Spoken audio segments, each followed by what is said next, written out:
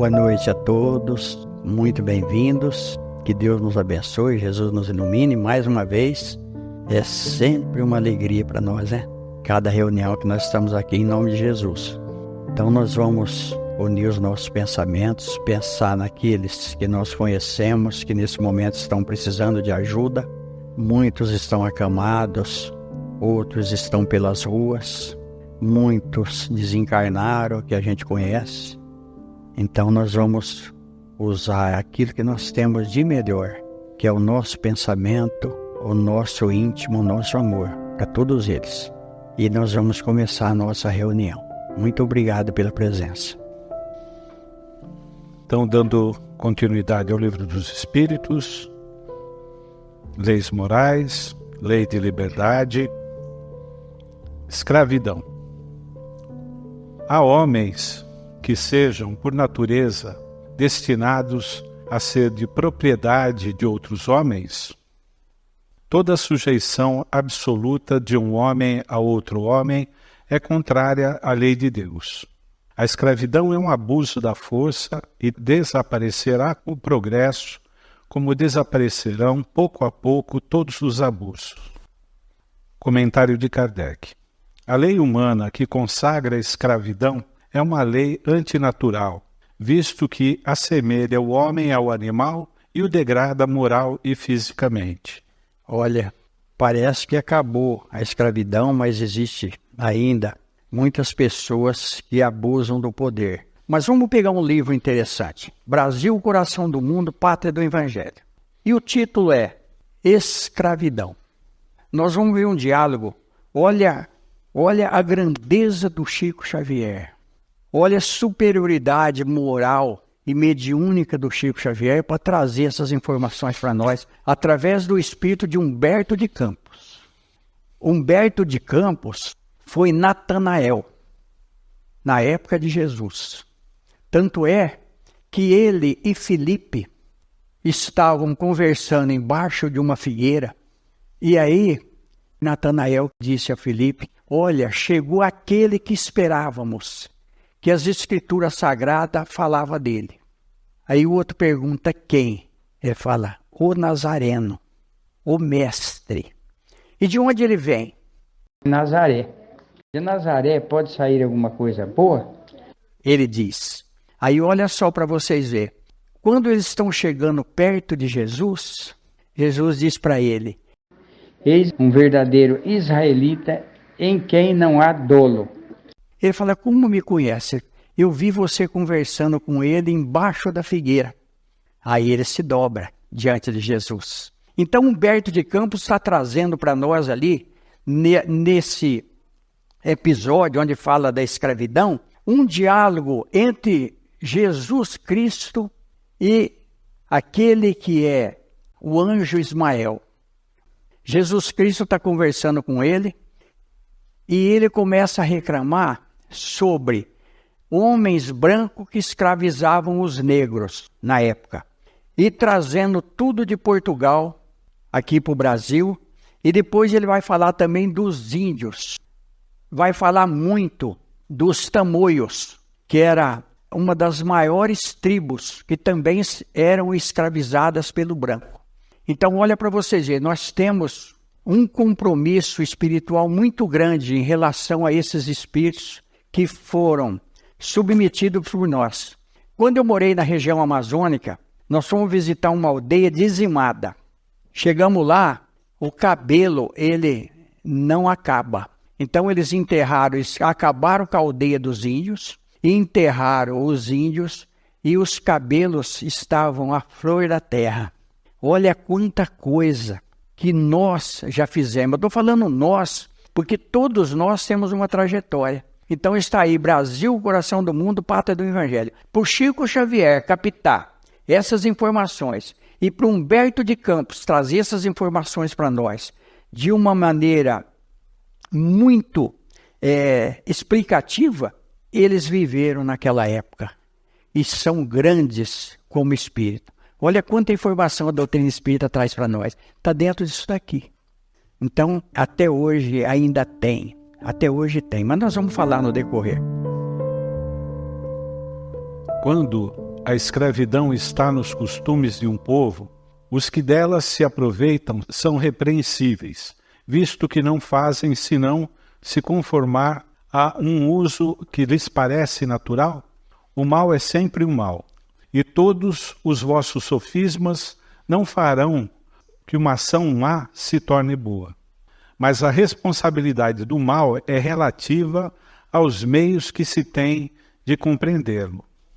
Aquele que tira proveito da lei da escravidão é sempre culpado de uma violação da lei natural, mas nisso, como em todas as coisas, a culpabilidade é relativa. A escravidão, tendo passado nos costumes de certos povos, o homem pôde aproveitá-la de boa fé e como uma coisa que lhe parecia natural, mas, desde que a sua razão mais desenvolvida e, sobretudo, esclarecida pelas luzes do cristianismo, mostrou-lhe o escravo como um seu igual diante de Deus, ele não tem mais culpa. Olha, a partir do momento que nós vamos reencarnando, nós vamos evoluindo. Está dentro disso daqui. Então, muitas coisas que na época eram consideradas naturais, hoje não são mais. Nós não podemos esquecer que esse livro foi escrito em 1859. Então, bem lá atrás. Então, olha só, muitas coisas mudaram, mas existe ainda trabalhos escravos, existem pessoas que submetem outras pessoas à escravidão de uma maneira camuflada. A gente tem oportunidade de ver isso sempre em reportagens, em uma série de coisas. Existe isso no casamento. Nós vamos ver um fato interessante num livro que chama A Ficha, Contos e Apólogos. Nós vamos ver a história de João Mateus. João Mateus era um pregador espírita, porque para pregar é fácil, para falar é fácil, para vir do centro é fácil. Agora, viver o Evangelho de Jesus é uma responsabilidade muito grande. O João Mateus, ele sonhou uma noite, ele desdobrou e se viu no plano espiritual. E quando ele chegou no plano espiritual, o recepcionista, o espírito superior que estava ali, falou para ele, você não pode entrar. Ele falou, não, mas eu cheguei até aqui. Ele falou, mas vamos examinar a sua ficha. Daquele tempo era ficha, hoje é computador. Hoje lá já tem, nós vimos no nosso lar lá que já tem a informação que nós temos aqui, veio de lá. Aí olha o que aconteceu. Começou a examinar a ficha. João Mateus, nascimento, 1900 e uns quebradinho. Infância boa, pais carinhosos, juventude excelente, nenhum problema físico, nenhuma enfermidade. Foi católico até os 20 e poucos anos. Entrou-se para a doutrina espírita, casou-se no regime de escravidão da mulher. Aí ele já começou a pensar. Intransigente com os vizinhos, não tolera, embora importuna a quase todos. E foi falando. Aí falou, e agora nós vamos falar das dívidas. Quando foi falar das dívidas, ele acordou assustado, suarento, né? Tive um pesadelo. Aí ele tinha uma porção de promessa, porque nós fazemos muita promessa. Olha, eu vou entrar para o espiritismo, eu vou fazer isso, fazer aquilo, fazer não sei o que mais, depois a gente esfria. Aí ele tinha feito promessa de realizar uma porção de coisa, de fazer uma reunião com os amigos para poder abrir uma instituição. E ele ligou para os amigos, falou para os amigos que ele queria fazer uma reunião no outro dia, só que quando eles chegaram ele havia desencarnado. Olha para vocês verem. Então não perdeu a oportunidade, continuava. E tem muitos homens que escravizam as mulheres. Mas tem mulher que escraviza os homens também. É dos dois lados. A desigualdade natural das aptidões não coloca certas raças humanas sob a dependência de raças mais inteligentes? Sim, para erguê-las e não para as embrutecer ainda mais pela escravidão. Os homens, durante muito tempo, têm olhado certas raças humanas como animais de trabalho, munidos de braços e mãos, que se julgaram no direito de os vender como bestas de carga. Eles se creem de um sangue mais puro, insensatos que não veem senão a matéria. Não é o sangue que é mais ou menos puro, mas o espírito. Questões 361 e 803. De onde vêm para o homem as qualidades morais boas ou más? São as do espírito que está encarnado nele. Quanto mais o espírito é puro, mais o homem é guiado para o bem. Parece resultar disso que o homem de bem é a encarnação de um bom espírito e o homem viciado a de um mau espírito? Sim, mas dize antes que é um espírito imperfeito. De outra forma, poder-se-ia crer em espíritos sempre maus, os que chamais demônios. Olha que maravilha para nós. Olha como que Deus é bom para nós. Olha como que a doutrina espírita é esclarecedora para nós. Aqui já dá para a gente entender. Na 361, parece resultar disso que o homem de bem é a encarnação de um bom espírito e o homem viciado de um mau espírito. Dizei antes que é um espírito imperfeito. De outra forma, poder-se-ia crer em espíritos sempre maus, o que chamais demônios. Então, a doutrina espírita não acredita em demônios. Quem estuda a doutrina espírita não acredita em demônios. Tem um livro que diz, de Humberto de Campos, o título é O Diabo. Aí tem uma narração de um sábio ali, e no final eles perguntam, mas então o diabo existe?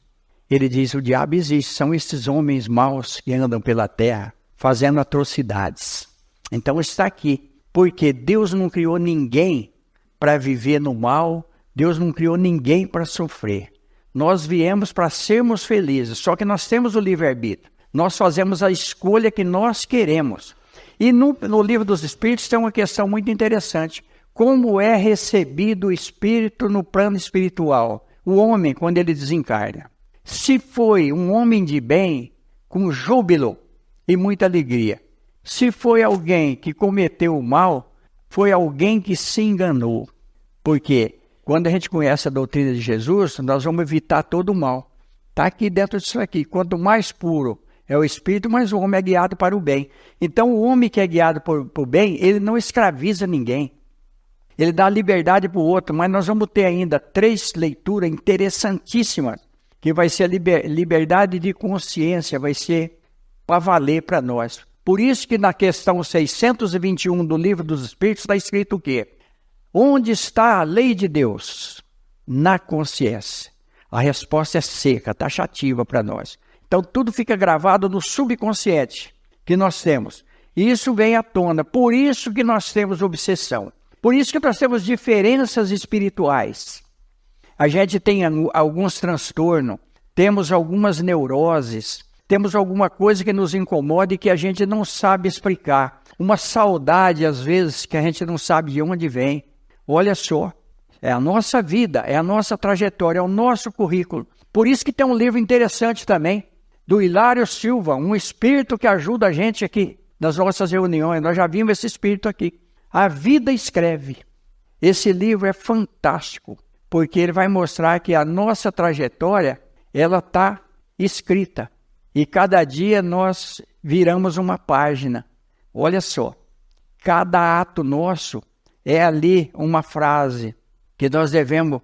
E ele vai mais longe, ele fala que a gente deve gravar com letras perenes, aonde nós vamos programar alguma coisa boa para o nosso futuro, porque aquilo que a gente faz para os outros, nós estamos fazendo para nós. Porque tudo vai reverter ao nosso favor se foi bom. E também se foi alguma coisa que não deu certo, nós vamos sofrer as consequências.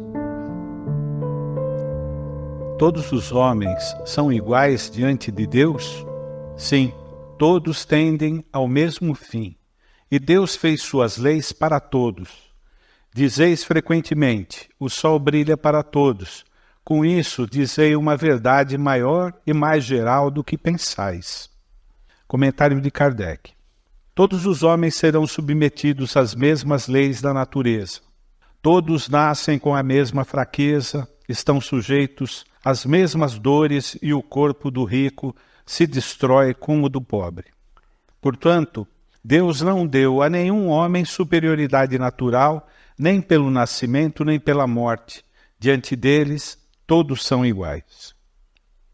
Todos somos iguais, realmente. Na dor, nós nos igualamos. A gente vê que quando a pessoa tem qualquer problema, o dinheiro fica em segundo plano. As coisas materiais ficam em segundo plano. Mas existe ainda muita diferença. Aí nós vamos ver um livro. Olha só para vocês verem. Questão de Justiça. Contos e Apólogos. Nós vamos ver uma coisa muito interessante. Diz lá Humberto de Campos que veio um grande juiz de um planeta superior para examinar a justiça da Terra. E ele começou a se decepcionar com a justiça da Terra. Porque o dinheiro muitas vezes faz uma verdade virar mentira e uma mentira virar verdade. Nós estamos cansados de ver isso aí. Mas todos vão desencarnar e todos vão reencarnar. Por isso das diferenças, por isso dos resgates. Aí depois de examinar por algum tempo, um daqui da Terra, que também era já um espírito evoluído, mas que sempre foi do planeta Terra, perguntou para ele o que ele achou. Ele meditou um pouco e falou, eu vou dar um prazo de 500 anos para que alguma coisa mude na Terra. E não falou mais nada e foi embora. Então, para a gente ver a situação que ainda nós estamos. Há homens que tratam seus escravos com humanidade, que não lhes deixam faltar nada e pensam que a liberdade os exporia a privações maiores. O que dizeis deles? Digo que esses compreendem melhor seus interesses. Eles têm também grande cuidado com seus bois e seus cavalos, a fim de tirar deles maior proveito no mercado. Não são tão culpados como aqueles que os maltratam, mas dispõem deles como de uma mercadoria, privando-os do direito de serem independentes. Olha que coisa interessante, né? É difícil, né? Olha só para vocês verem. A gente fica admirado ainda com muitas coisas que nós vemos aqui. Brasil, coração do mundo, pátria do Evangelho, novamente. Nós vamos ver que muitos escravos, ali tem Libertação dos Escravos, tem sobre a independência do Brasil. Esse livro é fantástico, contado pelo plano espiritual. E muitos escravos, quando eram libertados, eles não queriam sair da onde eles estavam, porque eles não conseguiam nada.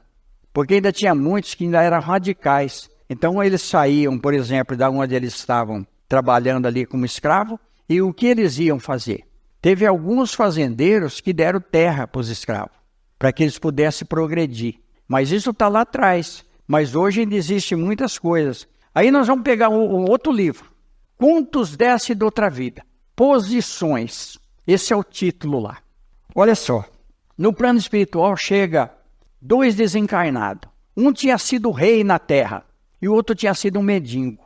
E aí o emissário, o que está recebendo eles, coloca os 2 na balança. Quando coloca o rico na balança, a balança é leve, suave, não tem peso nenhum. Ali era para medir o pecado. No espírito não existe pecado, vamos usar essa palavra. Para medir o pecado de cada um. E o rico, o rei, levinho.